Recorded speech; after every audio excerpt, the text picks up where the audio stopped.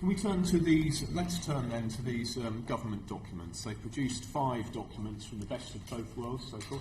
Alternatives to membership, process for withdrawing, rights and obligations, and the Treasury economic analysis, which we'll talk about most.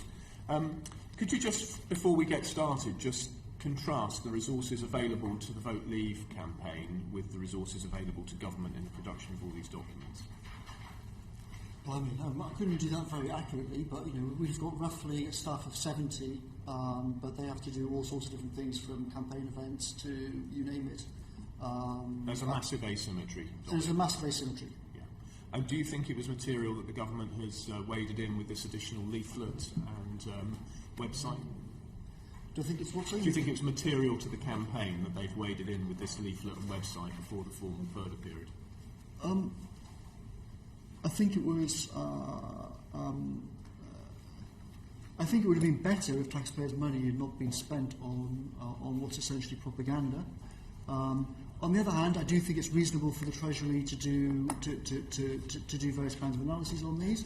And I also wouldn't mind the Treasury publishing documents that said, we've looked at all of this in the round, we've taken a proper look at it, we've invited in different people, serious people to look at it, and here's our considered conclusions. I think that would be reasonable too. The report on Monday, though, is obviously not that kind of report. It's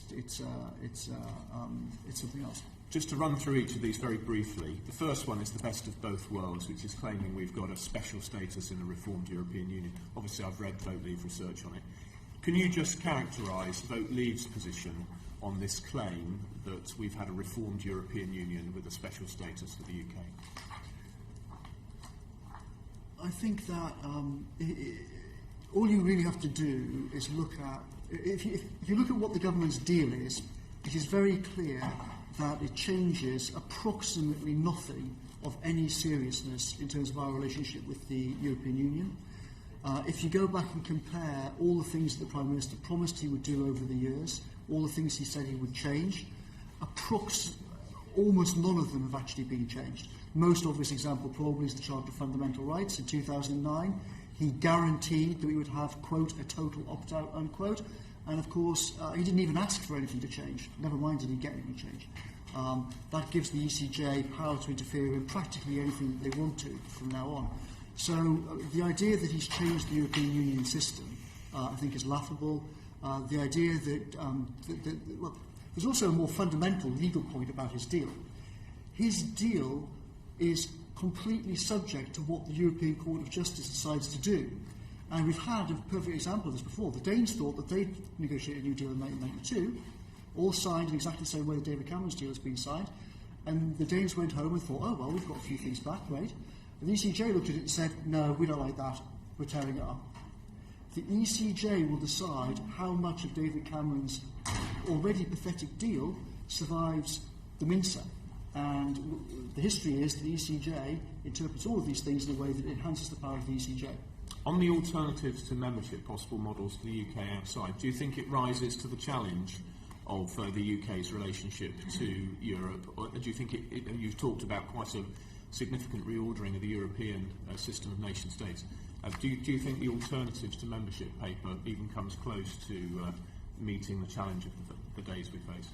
No, I don't. I think they could have looked at all sorts of other things, but that presupposes that they're looking at a balanced analysis rather than just producing propaganda, and it's obvious they're just producing propaganda. I think you've touched earlier evidence on the process for withdrawing, so I won't ask you about that unless you want to make any particular observation you haven't covered already. Rights and obligations more or less states the process, the current situation. So if we turn to this HM Treasury analysis, it claims that in 2015 terms, leaving the EU for a negotiated bilateral agreement would imply long-term loss of GDP of £4,300 a year for each household in the UK, and great fanfare was made of that claim. From your perspective, does this conclusion, and indeed the other similar conclusions of the document, do those conclusions follow from the argument that's been set out? I don't think they do, but then I think that the whole methodology involved with these documents is intellectually spurious. If you look at these modelling processes are based on ideas of what's known as, quote, general equilibrium, unquote. It's been an idea in economics going back decades. These are all the same models that constantly fail to predict the world.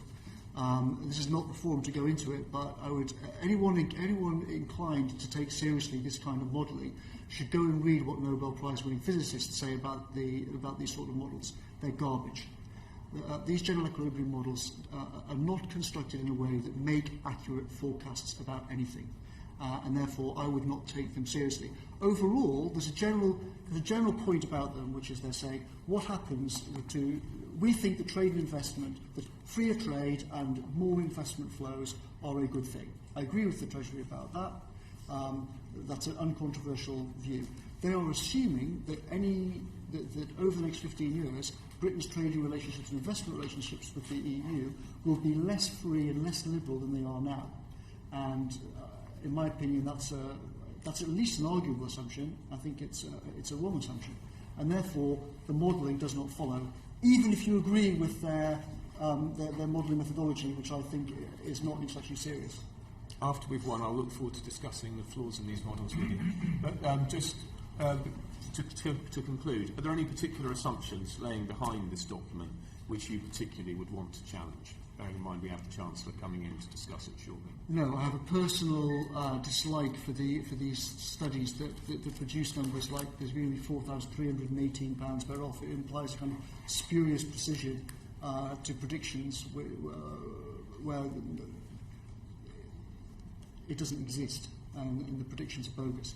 So variously in the press I've seen suggestions that this report's being constructed to meet the Chancellor's requirements, his expectations for what it should say. Do you think there's any justification in that claim? I think they're obviously constructed in a political way. The Chancellor's future is at stake. He's got the resources of the Treasury. He's done what lots of people do in his position, which is use the resources for his own political ends.